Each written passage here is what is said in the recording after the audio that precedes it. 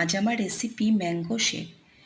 এই অস্বস্তিকর গরমের মধ্যে একটাই স্বস্তি যে এই সময়ই একমাত্র আম পাওয়া যায়।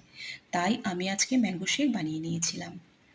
এই ম্যাঙ্গো শেকটা ব্রেকফাস্টে আর ইভিনিং টাইমে খাওয়ার জন্য একদম পারফেক্ট একটা রেসিপি।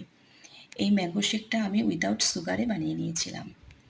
এই শেকটা বানানোর জন্য প্রথমেই আমি দুটো দাশেরা আম ভালো করে ধুয়ে মুছে নিয়েছিলাম।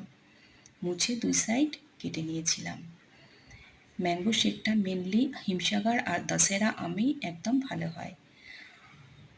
আর ন্যাংরা আমে যেহেতু একটু আঁশ আছে তাই খুব একটা সুইটেবল হয় না।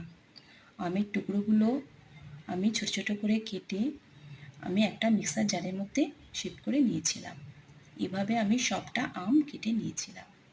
কিছুটা দুধ আমি আগে থেকেই ফুটিয়ে একদম ঠান্ডা করে রেখে দিয়েছিলাম। আমটা কাটা হয়ে গেলে আমি এর মধ্যে 2 কাপ দুধ দিয়ে দিয়েছিলাম। যেহেতু আমি চিনি দেব না তাই আমি এতে কনডেন্সড মিল্ক কিছুটা দিয়ে দিয়েছিলাম। কয়েকটা আইস কিউব এর মধ্যে অ্যাড করে দিয়েছিলাম। মিক্সার জারটা বন্ধ করে একটু গ্রাইন্ড করে নিয়েছিলাম। ব্যাস তৈরি হয়ে গেছে আমার ম্যাঙ্গো শেক। কতগুলো আমের টুকরো দিয়ে আর কেশর দিয়ে আমি সার্ভ করেছিলাম। খুবই টেস্টি খেতে হয়েছিল।